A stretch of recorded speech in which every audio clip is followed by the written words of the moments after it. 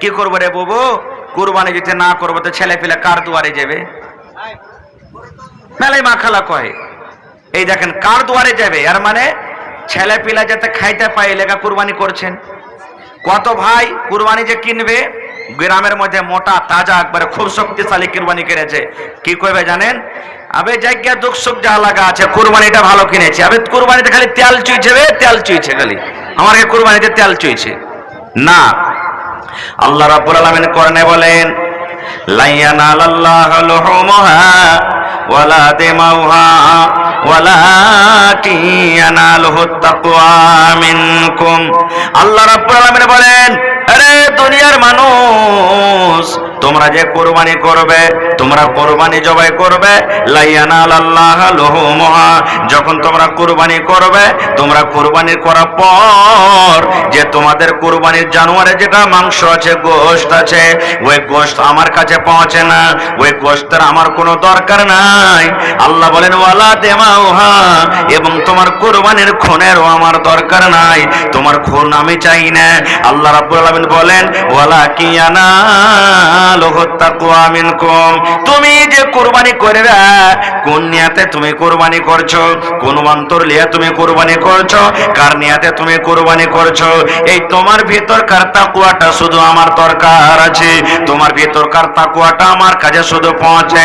এই তুমি কোন নিয়তে কুরবানি করে, তোমার নিয়াত খানটা শুধু আমার দরকার আছে, এই নিয়াত খানটা তোমার আমার কাছে শুধু পৌঁছে, তাছাড়া তোমার কুরবানির কোনো জিনিস আমার কাছে পৌঁছে না। কুরবানিটা কোনো জানোতার জিনিস লয় ভাই, জানোতার জিনিস লয়। দুনিয়াতে যত নবী রাসূল আল্লাহ তাবারক ওয়া তাআলা দিয়েছেন, প্রত্যেক নবীকে আল্লাহ কুরবানি দিয়েছিলেন, নিয়ম সিস্টেম আলাদা আলাদা ছিল। কিন্তু হযরত ইব্রাহিম আলাইহিস সালাম, যার আপনারা ঘটনা শুনেছেন, যে আল্লাহ তাবারক ওয়া তাআলার আদেশে নিজের বেটাকে কুরবানি করতে গেছিলেন, জাননি? সবাই জানছেন, আপনারা শুনেছেন যে আল্লাহ তাবারক ওয়া তাআলা ৮০-৮৫ বছর বয়সে কাকে, ইব্রাহিম নবীকে একটা সন্তান দিয়েছেন। কখন? ইব্রাহিম নবী একদিন আল্লাহর কাছে দোয়া করছেন, রব্বে হাবলি মিনাস সালিহিন। মাথার চুল পেকে গেছে, দাড়ি পেকে গেছে, চামড়া ঝড় হয়ে গেছে, বয়স বুড়া হয়ে গেছে, এখনো সন্তান হয়নি। ৮০-৮৫ বছর বয়সে হযরত ইব্রাহিম নবী দোয়া করছেন, এ রব্বুল আলামিন, তুমি আমাকে একটা সন্তান দাও, একটা নেক সন্তান দাও। আল্লাহ তুমি আমাকে একটা ঈমানদার সালেহ সন্তান তুমি দান করো। এ ভাই মুসলমান, হযরত ইব্রাহিম আলাইহিস সালাম যেমনই আল্লাহর কাছে দোয়া করলেন, এরকম বয়সে আল্লাহ রাব্বুল আলামিন ইব্রাহিম নবীকে বলছেন, ইব্রাহিম ফাবাশশারনাহু বিগুলামিন হালিম, যাও আমি আল্লাহ তোমার দোয়াকে কবুল করলাম। দোয়া কবুল করে আমি আল্লাহ রাব্বুল আলামিন তোমাকে একটা খুব চতুর চালাক আমি আল্লাহ সন্তান দান করলাম। যাও, তোমাকে আমি একটা সন্তান দান করলাম, আর ছেলেটা হবে কেমন? হালিম, বুর্দবার চালাক ছেলে হবে। আল্লাহর পরীক্ষা দেখেন, হযরত ইব্রাহিম আলাইহিস সালাম জীবনে ৩ জায়গাতে ঝুট কথা বলেছেন রে বন্ধু। কয় জায়গাতে? কয় জায়গাতে ঝুট বলেছেন? ৩ জায়গাতে জীবনে ঝুট বলেছেন। আর আল্লাহ রাব্বুল আলামিন হযরত ইব্রাহিম নবীকে বড় বড় পরীক্ষা দিয়ে আজমাইশ করেছেন, খুব বড় পরীক্ষা। আর জীবনে ৩ জায়গাতে হযরত ইব্রাহিম আলাইহিস সালাম ঝুট কথা বলেছেন। আসলে ওগুলা শরীয়তের নিগাতে ঝুট নয়, ঝুট কথা যে বলেছেন আসলে ওগুলা তো শরীয়তের নিগাতে ঝুট নয়। এজন্য রাসূল বলেছেন যে তোমরা ছেলে, ছোট বাচ্চা যে আছে, ছেলের সামনে তোমরা ঝুট কথা বলিও না। একদিন নবী যে বসে আছেন, আর একটা এই গুদাগালা যেমন আছে ৩-৪ বছরকার ৫ বছরকার একটা মহিলা ওর বেটাকে ডাকছে, বেটা রে, এই গুদু শুন শুন শুন। ছেলেটা দৌড়িয়ে চলে এসে, তোকে কিছু দিব বেটাই, আমরা নিজের ছেলেরাকে বলি না, এখানে আইরে বেটা তোর জন্য একটা জিনিস এনেছি। ছেলেটা দৌড়িয়ে চলে এসছে। ছেলেটা দৌড়িয়ে আসার পর তখন আল্লাহ রাসূল মহিলাকে বলছেন যে তুমি যাকে ডাকলে তো কি দিবে? বলছে হুজুর একটা ওর জন্য খাজুর রেখেছি, খাজুর দেব। এবার দয়ার নবী বললে, মহিলা রে, তুমি ছেলেটাকে ডাকলে কিছু দিব বলে, আর যদি ছেলেটাকে তুমি কিছু না দিতে, তাহলে কিয়ামতের দিন যারা মুখ দিয়ে ঝুট কথা বলে, যারা মুখ দিয়ে মিথ্যা কথা বলে, তাদের মধ্যে তোমার গিনতি হয়ে যেত। তুমি দিব বলেছে ঠিক আছে, আর তুমি যদি মজাক করে তুমি ছেলেটাকে ডাকতে, আর যদি বলতে যে না তোকে দিব না, তোকে ডাকার লেগে এরকম করেছে, কিয়ামতের দিন যারা মিথ্যা কথা বলে তাদের গিনতিতে লিস্টে তোমার নাম চলে আসতো। কিন্তু রাত দিন আমরা ছেলে ফেলের সাথে মিথ্যা কথা বলছি। ছেলে কানতে লাগছে, বাবু 500 টাকা দেনা হ্যাঁ, 10 টাকা দেনা হ্যাঁ, আর দিব রে বেটা দিব। ছেলেটা যদি কানতে লাগে, আচ্ছা শোন তোর লেগে জিলাপি আনবো, আপনি যদি ওয়াদা করলেন জিলাপি আনবো, পাপড় আনবো, যদি না নিয়ে আসেন, ছেলেটার সাথে আপনি ওয়াদা খেলাপি করলেন, ঝুট কথা হয়ে গেল আপনার। এই জন্য একটা বাচ্চার সাথে ঝুট কথা বলা চলবে না, খুব চলবে না খুব। ভাই আমার, হযরত ইব্রাহিম আলাইহিস সালাম জীবনে 3 জায়গাতে ঝুট কথা বলেছেন। কেমন ঝুট? একবারকার ঘটনা, হযরত ইব্রাহিম আলাইহিস সালাম ওর বাপ যে ছিল আজার, মূর্তির পূজা করত। ইব্রাহিম নবীর বাপ মূর্তির পূজা করত, সুবহানাল্লাহ। বেটা নবী আর বাপ কি করত? মূর্তির পূজা। লম্বা ঘটনা, ঘটনার দিকে আমি যাব না খো। এবারে হযরত ইব্রাহিম আলাইহিস সালাম বাড়িতে আছেন, দোস্ত বন্ধু কিংবা বাড়ির লোক ইব্রাহিম নবীকে বলছেন, ইব্রাহিম মেলা যাবি না তুই? তো বলছেন আনা সাকিমুন, আমি বেমার আছি যাব না, আমি বেমার আছি যাব না। আসলে শরীরের বেমার নয়, অন্তর থেকে বেমার, মেলা যাব না বলে বেমার। আর আজকে আমাদের যুগে কি মেলা যেতে না যেত বেমার পড়ে যাব নাকি? কত ভাই এমন আছে, এখন তো আল্লাহর রহমতে কমেছে। কিছুদিন আগে 10-15 বছর আগে শ্বশুরের বাড়ি শখ করে যেত টাকা চাইতে, কেনে মেলা দেখতে যাবো, মেলা যে লেগেছে, শখ করে গেছে টাকা চাইতে। যে জানারে যা, মা বাবা বলতো জানারে আব্দুল সত্তার, আব্দুল গাফার, এ আব্দুল জাফর যা তো শ্বশুর বাড়িতে যা, মেলা লেগেছে, মেলা দেখতে তো শ্বশুর শাশুড়ি পয়সা দিবে না, যা। এই দেখেন ভাই আমার, হযরত ইব্রাহিম আলাইহিস সালাম ওই সময়তে ঝুট কথা বলেছিলেন যে আমি মেলা যাব না, আমি বেমারি হালাতে আছি, কিন্তু আসলে বেমার ছিলেন না। খুব দ্বিতীয় নম্বর কোন জায়গাতে মিথ্যা কথা বলেছিলেন? সুবহানাল্লাহ। হযরত ইব্রাহিম আলাইহিস সালাম যে জায়গাতে, 1 মিনিট লেখা রাখেন, কিছু বলছি তখন আমি দোয়া করছি, নামটা লিখে দিন এখানে, একটু লেখা রাখেন, 10-15 মিনিট কিছু বলি তখন আমি দোয়া করছি। এবার 2 নম্বরে হযরত ইব্রাহিম আলাইহিস সালাম কোথায় গেলেন? যে ঘরে ওদের মূর্তি রাখা ছিল ওই সমস্ত মূর্তিগুলোকে ভেঙে দিয়েছে, আর যেটা সব থেকে বড় মূর্তি ছিল ওই মূর্তিটাকে ছেড়ে দিয়েছে। যখন ওর কমেরা সকালবেলাতে যখন গেছে ওদের পূজা পাঠ করার জন্য, দেখছে ওরে বাপরে একটা মূর্তি নেই, সমস্ত মূর্তিকে ভেঙে দিয়েছে। কে করলে? ওই জামানাতে বাদশা ছিল নমরুদ বাদশা, ওই বাদশাকে খবর করা হলো। বাদশার সামনে তখন কিছু যুবক ছেলে বলতে লাগলেন যে বাদশা, আজারের ছেলে ইব্রাহিম একটা যুবক মানুষ, ও কিন্তু মূর্তিকে খুব পুরা ভালা কইতো, আমার কেমন হয় যে ওই ভেঙেছে, ওকে ডাকা হবে। হযরত ইব্রাহিম নবীকে ডাকা হলো, চলে গেলেন। বাদশা বলছেন যে ইব্রাহিম, কে আমাদের ভগবানের সাথে এরকম করেছে মূর্তির সাথে? হযরত ইব্রাহিম আলাইহিস সালাম তখন এই কথাটা বলেছিলেন যে এই মূর্তিগুলোর মধ্যে সব থেকে যে বড়, ওকে জিজ্ঞাসা করো, ওই করেছে এগুলা কথা। না হলে দেখো বড় গলা আছে আর ছোট গলাকে সবকে ভেঙে জুড়ে ফেল দিয়েছে। কিন্তু ইব্রাহিম নবীতে নিজে করেছিলেন, এক মানা হলো। দ্বিতীয় মানা, হযরত ইব্রাহিম আলাইহিস সালামের বলার উদ্দেশ্য যে সব থেকে বড় যে ওই ভেঙেছে, মানে সমাজের মধ্যে নবী থেকে বড় আর কি হতে পারে? নবী থেকে বড় কি হতে পারে? হযরত ইব্রাহিম আলাইহিস সালাম ছিলেন নবী, এর মানে নবী নিজে ভেঙেছে, মানে নবী সব থেকে বড়, এই জন্য নবী ভেঙেছে। ওরা কথাটা বুঝতে পারেনি, তখন বলছে হ্যাঁ এগুলা কাজ কি করতে পারে নাকি মূর্তিতে? হ্যাঁ এগুলা ভগবানের কাজ করতে পারে? বলছে যখন করতে পারবে না তো কেন তোরা ওর পূজা করছিস? 2 নম্বর এখানে মিথ্যা কথা বলেছিলেন। আর একটা মিথ্যা কথা কোনটা? হযরত ইব্রাহিম আলাইহিস সালাম ওর নিজের স্ত্রী সারাকে নিয়ে গ্রাম ছেড়ে আর থাকবো না, এখান থেকে চলে যাব। যেতে যেতে মুসলমান রাস্তাতে এক জালিম বাদশা, যে জালিম বাদশার নিয়তটা এত খারাপ, যদি কোনো সুন্দর বেটি ছেলে দেখতে পাইতো, যদি কোনো সুন্দর মেয়ে লোক দেখতে পাইতো, ওই মেয়ে ছেলের সাথে, ওই বেটি ছেলের সাথে সে কিন্তু কুকর্ম করত। এত নিয়ত খারাপ। একটা উজির যে পট করে খবর দিয়ে দিলে, হুজুর আর শুনেছে, বলছে কি? বলছে আপনার রাজ্যে একটা খুব সুন্দর বেটি ছেলে একটা ছেলের সাথে, একটা লড়কার সাথে হাঁটছে, আমরা দেখে এলাম। বলছে যে যুবকটাকে ডাকো। ও তো চিনে না যেটা ইব্রাহিম নবী। হযরত ইব্রাহিম আলাইহিস সালামকে ডাকা হলো। বাদশা বলছেন তোমার নাম কি? বলছে আমার নাম ইব্রাহিম। বলছে তোমার সাথে ওইটা কে আছে? ইব্রাহিম নবী জানতেন। আর বাদশার একটা নিয়ম ছিল, মা সাথে থাক, বহিন সাথে থাক, বিবি সাথে থাক, বেটি সাথে থাক। যদি ওই মহিলার ব্যাপারে বলতো ও বাদশাহ, আমার সাথে আমার বহিন আছে, তাইলে কিন্তু ওই বহিন মনে করে বাদশাহ ওই মহিলার সাথে কোনো ছেড়খানি করত না। আর যদি বলে যেত বাদশাহ ওটা হলো আমার স্ত্রী, ওটা হলো আমার মা, ওটা হলো আমার বিবি, তাহলে বাদশাহ কিচ্ছু মানত না, ওই মহিলার সাথে সেই কিন্তু বদকাম করত।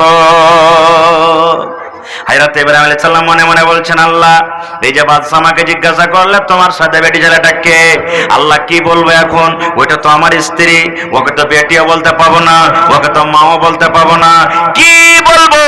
ভাবা চিন্তা করে বলছেন, আল্লাহ যদি আমি আজকে বলে দিই বাদশা ওইটা আমার স্ত্রী, তাইলে বাদশার নিয়ত খারাপ, বাদশা কিন্তু মানবে না, আমার স্ত্রীর সাথে কুকর্ম করবে। হযরত ইব্রাহিম নবী তখন বললেন, ও বাদশা ওটা হলো আমার বোন, ওটা হলো আমার বোন যেটা আমার সাথে আছে। তাহলে বিবিকে কি বললেন? বোন। যেমনই কথাটা বলা হযরত ইব্রাহিম আলাইহিস সালাম চলে এলেন, আসার পর তখন বিবি কায়সা বলছেন, ও আমার ভালোবাসা বিবি সারা শুনে নাও, এই জমিনের উপরে ওরে আল্লাহ আজকে আমি একটা মিথ্যা কথা বললাম বিবিরে, কিন্তু আসলে ওগুলা মিথ্যা নয়, আমার অন্তরের মালিক আল্লাহ আল্লাহ জানছেন আমি কেন মিথ্যা কথা বললাম বিবিরে। আজকে জালিম বাদশার সামনে তোমাকে আমি বোন বলে স্বীকার করেছি, তুমি হলে আমার বোন, এই জন্য তোমাকে বাদশা এখন ডাকবি, তুমিও যখন বাদশার সামনে যাইবে তোমাকে যখন জিজ্ঞাসা করবে ওইটা হলো কি, তখন তুমি বলে দিবে ওইটা হলো আমার ভাই। খবরদার স্বামী বলে তুমি আমাকে অপমান করিও না, কারণ এ সারা তুমি হলো আমার স্ত্রী। আর একটা ইসলামের দিক দিয়ে মুসলমানের দিক দিয়ে মুসলমান মুসলমান হইল ভাই, মুসলমান মুসলমান হইল ভাই, রিশতা নিজের জায়গাতে আছে, কিন্তু রাসূল বলেছেন আল মুসলিম আখুল মুসলিম, মুসলমান মুসলমানের হইল ভাই। এই জন্য মুসলমান মুসলমানের যদি ভাই হইতে পারে তাহলে আমি একটা নবী আমিও মুসলমান, আর তুমি নবীর স্ত্রী তুমিও মুসলমান, তাহলে স্ত্রী স্বামী হতে গেল ইসলামের দিক দিয়ে আমরা আপসের মধ্যে হয়ে গেলাম ভাই বোন। এই জন্য আমি কোনো মিথ্যা কথা বলিনি, কোনো গুনার কাজ করিনি। যখন কথাটা বলে দিলেন এবার সারাকে ডাকতে হলো, ডাকো। ইব্রাহিম নবী দোয়া করতে লাগলেন আল্লাহর দরবারে, নামাজ পড়ছেন, দোয়া করছেন, মালিক মাওলা জালিম বাদশার সামনে আমার স্ত্রীকে পেশ করা হলো। মাবুদ রে, জালিম বাদশা হলো খুব খাতারনাক বাদশা, আল্লাহ ওর নিয়ত ভালো নয়, ওর চোখটা ভালো নয়, আল্লাহ ওই বাদশার কাছ থেকে আমার বিবিকে দয়া করে তুমি বাঁচিয়ে নাও। এবার বাদশার সামনে সারা হাজির হলো। বাদশা বলছেন তোমার নাম কি? বলছে আমার নাম হলো সারা। বলছে তোমার সাথে ওটা কে আছে? বলছে আমার ভাই। কিন্তু ভাই বললে ছেড়ে দেওয়া হয়তো, ভাই বোনের রিশতা, কিন্তু বাদশার এত নিয়ত খারাপ, আর সারা আলাইহিস সালাম এত সুন্দর, তার নিয়ত কিন্তু মানলো না, তার সাথে গলত কাম করার জন্য হাত বাড়ালছে। যেমনই হাত বাড়িয়ে দেওয়া, এবারে সারা আলাইহিস সালাম দোয়া করেছেন, হে রব্বুল আলামিন সব কিছুরই মালিক আল্লাহ, তুমি দেখছো, তুমি জানছো, আল্লাহ জালিম বাদশা থেকে তুমি আমাকে নাজাত দাও, তুমি হেফাজত করো। যেমনই দোয়া করলেন বিজলির কারেন্টের মতন দোয়া আল্লাহর দরবারে কবুল হয়ে গেল। যেমন এরকম ভাবে বাদশা তার দিকে ছোঁয়ার জন্য হাত বাড়িয়েছে, এরকম করে করে করে তার হাত আটকে গেল, হাত তার কাঁপতে লাগলো, হাত কাঁপতে লাগলো, মনে হয় জমিনের দিকে সে ধসতে লাগলো। এবার বাদশা বলতে লাগলো, ও আল্লাহর বান্দে সারা, তুমি দোয়া করো, আর তোমার সাথে এরকম গলত কাম করব না, তুমি আল্লাহর দরবারে একটু দোয়া করো, তোমাকে আমি নাজাত দিয়ে দেব, তুমি একটু দোয়া করো, দোয়া করো, আল্লাহ রাব্বুল আলামিন যেন আমাকে নিজের হালাতে করে দেয়। সারা দোয়া করলেন, আল্লাহ বাদশাকে তুমি নাজাত দিয়ে দাও। দোয়া কবুল হয়ে গেল, ভালো হয়ে গেলেন। কিন্তু ফের দেখেন জালিম বাদশা ভালো যখন হয়ে গেল আবার হাত বাড়ালছে তার দিকে, ফের দোয়া করলেন, ফের হাত চাড়া, জমিনে ধসতে লেগেছে। এই করে করে একবার গেল, দুবার গেল, তৃতীয়বার গেল। তৃতীয়বারের ব্যাপারে তখন আবার বাদশা বলছে, সারা আমি তওবা করছি অন্তর থেকে, তোমার সাথে আর কোন নজরে দেখবো না, তোমার দিকে হাত বাড়াবো না, তুমি একটু দোয়া করো। সারার মন ছিল আমি আর দোয়া করব না, এই হালাক বরবাদ হয়ে যায়। কিন্তু আল্লাহর দরবারে দোয়া করলেন এই জন্য, আজকে যদি বাদশা মরে যায়, আজকে যদি বাদশা হালাক বরবাদ হয়ে যায়, গোটা পৃথিবীর মানুষ বলবে একজন নবীর স্ত্রী সারা হয়ে একটা বাদশাকে মেরে দিয়েছে। এই জন্য আল্লাহর কাছে দোয়া করছে, রব্বুল আলামিন এই লোকটাকে তুমি বাঁচিয়ে লাও, আল্লাহ বাঁচিয়ে লাও। এবার একটা উজিরকে ডেকে তখন বাদশা বলছে, হঠাই জিন থেকে, খাবিস জিন আমার সামনে এনেছিস? আরে খুব বড় জাদুঘর জিন, একে হটা আমার সামনে থেকে। হটিয়ে দিলেন। আর দুরকম কথা আছে, কেউ বলছে যে বাদশার ওটা বেটি, আর কেউ বলছেন যে ওটা বাদশার একটা দাসী ছিলেন হাজেরা আলাইহিস সালাম, ওকে সারার খিদমত করার জন্য দিয়ে দিলেন। বাদশা সারার খিদমত করার জন্য দিয়ে দিলেন। রাস্তাতে হাঁটছে, ওয়াপারে বেটি ছেলের দিকে দেখা মানা আছে না নেই? সারা কত হুঁশিয়ার বেটি ছেলে, দেখছে আরে আমি তো তার স্ত্রী, আর আমার সাথে যে এটা হাজারা একটা অপার মেয়ে ছেলে, আমার স্বামী দেখলে গুনাহগার হবে। তখন নিজের স্বামীকে বলছেন যে আপনি একে বিয়ে করেলেন, স্ত্রী হয়ে গেল, তার কোনো দিক্কত নেই, স্ত্রী হয়ে গেল, বিয়ে শাদী হয়ে গেল। থাকতে লাগলেন। আল্লাহর কাছে হযরত ইব্রাহিম আলাইহিস সালাম দোয়া করছেন, আল্লাহ ৮০-৮৫ বছর বয়স হয়ে গেল, আল্লাহ একটা সন্তান দাও। কোন বাপ চাইবে না যে আবার একটা ছেলে নাও? চাইবে কি কেউ? সব চাইবে যে আল্লাহ আমার মরার পর যাতে আমার ওয়ারিস হয়। জিজ্ঞাসা করেন ওই বাপকে যার বিয়ে শাদী হয়ে গেল, একটা পর্যন্ত এখনো সন্তান হয়নি, মনে কত আফসোস। আফসোস হবে না? কত আফসোস, আল্লাহ এত সেই সম্পত্তি দিয়েছো, আল্লাহ একটা সন্তান তুমি আমাকে দেওনি, কত মনে আফসোস। জিজ্ঞাসা করেন ওকে। সুবহানাল্লাহ। দোয়া করলেন, আল্লাহ দোয়া কবুল করলেন। ভাইরে, এবার যখন দুনিয়াতে সন্তান হলো, আল্লাহ তাবারক ওয়া তাআলা ইব্রাহিম নবীকে পরীক্ষা করছেন। আর একটা কি পরীক্ষা? আল্লাহ রাব্বুল আলামিন ইব্রাহিম নবীকে বললেন, ও ইব্রাহিম, তোমার কলেজার টুকরা সন্তান ইসমাইলকে আর তোমার স্ত্রী হাজারাকে এমন জায়গাতে রেখে এসেছো, এমন মাঠে তুমি রেখে এসো যেখানে কোনো বাড়ি নাই, যেখানে কোনো গা নাই, যেখানে কোনো মানুষ নাই, যেখানে কোনো পানি নাই, যেখানে কোনো খানা নাই, এরকম জায়গাতে তোমার স্ত্রী হাজারাকে আর তোমার কলেজার টুকরা ইসমাইলকে তুমি বনে রেখে এসো। সুবহানাল্লাহ। কত বড় পরীক্ষা জি ভাই! ৮০-৮৫ বছর বয়সে একটা সন্তান, এরকম সন্তানের ব্যাপারে আল্লাহ বলছেন যা তুমি ওকে বনে রেখে এসো। কি করলেন? আল্লাহ রাব্বুল আলামিন আদেশ করলেন, ইব্রাহিম তোমার স্ত্রীকে যে তুমি রাখবে, যেখানে ওই জায়গাতে রাখার পর তুমি পিছন দিকে ঘুরেও দেখতে পাবে না, কারণ পিছন দিকে ঘুরে দেখলে মায়া চলে আসবে দিলের ভিতরে। আমি আপনি যখন দিল্লি, পাটনা, পাঞ্জাব খাটতে যাব, ছেলেটাকে কোলে নিয়ে খানিক দূর যাবো, যাই না? বারবার ছেলেটাকে দেওয়া বাই বাই টাটা বেজাবে কত কি করি, কত ময়া মোহাব্বত। কিন্তু আল্লাহ বলছেন তোমার ছেলে ইসমাইলকে আর স্ত্রী হাজারাকে বনে রাখা পর তুমি পিছন দিকে ঘুরেও দেখতে পাবে না। খো সুবহানাল্লাহ। চলে গেলেন। স্ত্রীকে বললেন হযরত ইব্রাহিম নবী যে তুমি আর তোমার ছেলেকে এক ওটে নিয়ে বসো। হযরত ইব্রাহিম নবী একটা ওটে বসলেন, অল্প কিছু খাজুর আর এক কলসি পানি নিয়ে হাঁটতে লাগলেন। হাঁটতে হাঁটতে কোথায় চলে গেলেন? যেখানে এখন কাবা শরীফ আছে, তখন কাবা শরীফ ছিল না। কো কাবা শরীফ ছিল কিন্তু মাটিতে মিশিয়ে ছিল, কোনো ওজুদ ছিল না কাবা শরীফে। জমজমের কুয়া ছিল না, হাজী সাহেবেরা হজ করতে গেছেন না, জমজমের কুয়া ছিল না তখন। দেখেন কিভাবে জমজম বাড়াইছে, কিভাবে আল্লাহ তাবারক ওয়া তাআলা জমজম তৈরি করছেন। সুবহানাল্লাহ। এবার চলে গেলেন, কোনো পানি নাই, কোনো গা গ্রাম নাই, আল্লাহ যেখানে আদেশ করলেন রেখে দিলেন। ওখানে কলসি নামিয়ে দেওয়া হলো, খাজুর দিয়ে দেওয়া হলো। হযরত ইব্রাহিম নবী দুটা উটকে হাঁকাতে লেগেছেন, হাঁকাতে হাঁকাতে কিছু দূর যখন গেছে, তো হযরত হাজার এমন কি যে উটগুলা চড়াইতে গেল মনে হয় ঘুরে চলে আসবে। এবার দেখছে হাঁটতে হাঁটতে হাঁটতে সাফা মারওয়া পাহাড় পার হয়ে চলে গেছে। তখন পিছন থেকে ডাক দিচ্ছেন, ও আল্লাহর দোস্ত ইব্রাহিম, ব্যাপার কি? আমাদেরকে ছেড়ে দিয়েছেন, আপনি ঘুরে আসবেন না? আল্লাহ যে পিছনে দেখতে মানা করেছেন, কোনো কথা উত্তর দেয় না। আবার বলছেন যে আল্লাহর দোস্ত ইব্রাহিম, আল্লাহর কি এটা আদেশ যে আপনি আমাদেরকে এখানে রেখে চলে যাবেন? তখন মাথাটা এরকম ভাবে হিলিয়ে দিলেন, হ্যাঁ আল্লাহর এটাই আদেশ। এ আমার মায়েরা খেলারা 33 বারে শোনেন। এবারে মা হাজেরা কে বলছেন, এরে আল্লাহর বান্দা, ও আল্লাহর দোস্ত ইব্রাহিম, যান আপনি চলে যান, আপনাকে আর বাধা দেব না, আপনাকে আর রুখবো না। আল্লাহ রাব্বুল আলামিনের যদি এটা আদেশ হয়, আল্লাহর হুকুমে যদি এই আমার দুধ খাওয়া বাচ্চা, মাসুম বাচ্চা, আর আপনি আমাকে যদি এখানে রেখে যান, এখানে কোনো মানুষ নাই, এখানে কোনো বাড়ি নাই, এখানে কোনো গা নাই, এখানে কোনো ঘর নাই, এখানে কোনো খানা নাই, এখানে কোনো পানি নাই, এরকম মাঠ ময়দানে আপনি আমাদেরকে ছেড়ে চলে যাবেন। আল্লাহর আদেশে যদি ছেড়ে যান, তাহলে আমি একটা মহিলা হয়ে আল্লাহর পরে আমার তাওয়াক্কুল আছে, ভরসা আছে, আল্লাহ রাব্বুল আলামিন কোনদিন আমাদেরকে হালাক বরবাদ করবেন না। যান আপনি চলে যান, আল্লাহ হেফাজত করবেন, আল্লাহ রাব্বুল আলামিন আমাদেরকে হালাক বরবাদ করবেন না। আর এই জামানার যদি মায়ের লোক হয়তো খালি যদি শ্বশুর বাড়ি যায় আর স্টেশনে যদি কয় আধ ঘন্টা বসো আর দের হয়ে যায়, কত যে গাইল দেবে এই মুদমিন সে হুদ মা মুখ পড়া, এর কোনো হুঁশ নেই বুদ্ধি নেই, একলা ছেড়ে চলে গেল, এ গেল ওই গেল, হ্যান গেল ত্যান গেল, কত কথা যে বলবে বলার শেষ নেই। সুবহানাল্লাহ।